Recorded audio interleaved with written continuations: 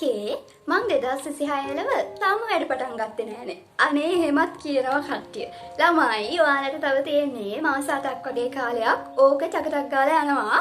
දැන් දෙසැම්බර්යයි අලුත් අවුරුද්දක් ඕක ටක් ගාලා යනවා ළමයි. ඒ නිසානේ දැන්වත් වැඩ පටන් ගන්න. මොකද A level කියලා කියන්නේ අපේ ජීවිතේට ගොඩාක් වැදගත් එක්සෑම් එකක්. ඒක තේරෙන්නේ ඔයාලට දැන් නෙමෙයි. එක්සෑම්ස් ඉවර වෙලා රිසල්ට්ස් එන දවසට ළමයි. මේක හොඳට අහන්න. ඔයාලගේ අම්මලා තාත්තලා ගොඩාක් දේවල් හිතේ තියාගෙන ඉන්නවා. ඔයා ඒ දේවල් දන්නෙත් නැහැ. සමහරක් වෙලාවට රිසල්ට්ස් එන දවසට තමයි කියන්නේ මම ඔයිට වඩා දෙයක් පුතේ බලාපොරොත්තු වුණා කියලා හරි කියයි නැත්නම් ඒත් කියන එකක් නැහැ අනේ ළමයි. ඒ නිසා හොඳට හිතලා මේ දවස්වල වැඩ කරන්න. මොකද රිසල්ට්ස් එද්දී අනිවාර්යයෙන්ම දෙන්නේ ඔයාලගේ රිසල්ට්ස් ආසාවෙන් හොඳ රිසල්ට්ස් බලන්න බලාගෙන ඉන්නවා. සහ අපිට ගොඩක් අය මම දන්න විදිහට ඉන්නේ ගොඩාක් සල්ලි නැහැ නේද මිනිස්සුන්ට. එතකොට එහෙම කියන්නත් මම එහෙම කියන්නම්කෝ ඔයාලගේ අම්මලා තාත්තලාට ඉස්සරහට තවත් වියදම් කරන්න තව සල්ලි නැතුව ඇති. ඉතින් එහෙම අයට මම වගේ එහෙම අයට කරන්න පුළුවන් හොඳම දෙයක් තමයි හොඳට එක්සෑම්ස් පාස් වෙලා යුනිවර්සිටි යන එක. මොකද ගවර්න්මන්ට් යුනිවර්සිටි එකකින් අපිට ලැබෙන දේවල් ගොඩායි ළමයි. ඒක තේරෙන්නේ කැම්පස් එකක් ඇතුළට ගියාට පස්සේ මම ජපුරේ යුනිවර්සිටි එකේ ඒකෙන් මට ලැබුණ දේවල් ගොඩයි. මම ජපුරේ යුනිවර්සිටි එකේ accounting department එකේ දැන් second year එක ඉවර වෙනවා. දැන් ඊට පස්සේ third year එක පටන් ගන්නවා ළමයි. මට ලැබුණ දේවල් එක තමයි මම මේ ඔයාලට කතා කරන්නේ.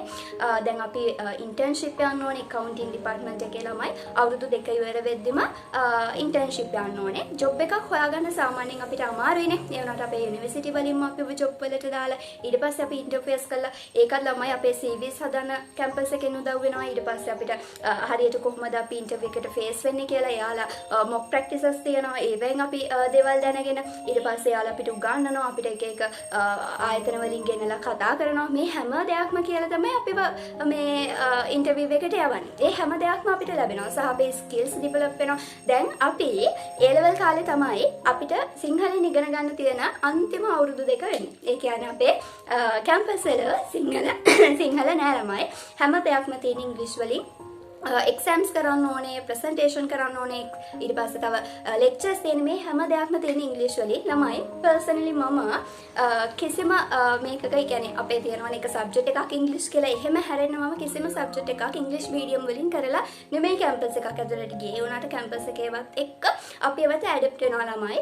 ඒ දේවල් පවා අපේ ස්කිල්ස් අපි දන්නේ නැති ස්කිල්ස් ඩෙවලොප් කරගන්න හොඳ තැනක් තමයි යුනිවර්සිටි එකට කියන්නේ. යුනිවර්සිටි කියලා කියන්නේ ළමයි ඇකඩමික් විතරක් නෙමෙයි academic non academic මේ හැම දෙයක්ම අපිට එක එක events තියෙනවා ළමයි. events මාරයි. මේ බලන්නකෝ මේකත් මේ අපේ department එකේ තිබුණ එකක්.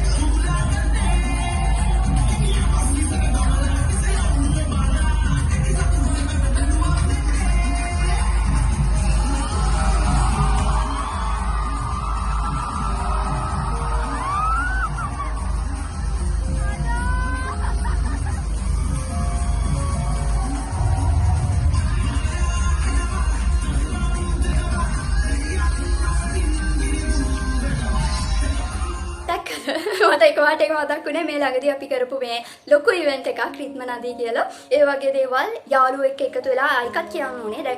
දැන් ඔයාලා ඉගෙන ගන්නවා එක එක මට්ටම් වල ළමයි එක්ක. හැබැයි අපි යුනිවර්සිටි එකට ගියාට පස්සේ යුනිවර්සිටි එකක් ඇතුළත ඉන්නේ හැම ප්‍රදේශයකින්ම මොනවා වුණත් වැඩ කරන හොඳම සෙට් එකක් නේ. එතකොට ඔයාගේ යාළුවෝ හැදෙන්නේ හොඳම සෙට් එකක් එක්ක. එතකොට ඔයා තව ඉම්ප්‍රූව් වෙනවා ළමයි. එතකොට ඔයා ඉන්න තැන ඔයාට හම්බ වෙන දේවල් ඔයා එතනින් ඉස්සරහට ඔයාගේ ජීවිතේ කොහොමද ගොඩනගාගන්නේ මේ හැම දෙයක්ම තීරණය වෙන්නේ ළමයි.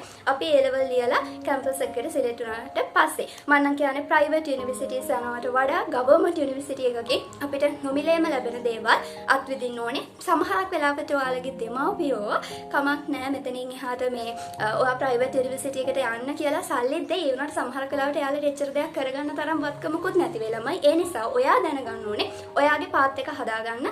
සහ මම ඒ ලෙවල් කරන කාලේ ළමයි මට ඇත්තටම ඕන වෙලා තිබුණේ මම යන ස්ට්‍රීම් එකෙන් ඉහළටම යන්න. ඉතින් මම හිතනවා මම මේ තැනට ගියා කියලා. මොකද මම ඒ කාලේ දන්න විදිහට සහ තාමත් දන්න විදිහට කොමර්ස් ස්ට්‍රීම් එකෙන් යන්න පුළුවන් හොඳම යුනිවර්සිටි එකට මම දැන් යනවා. සහ ඒක කරන්න පුළුවන් හොඳම ඩිපාර්ට්මන්ට් එකට මම අද තේරිලා ඉන්නවා.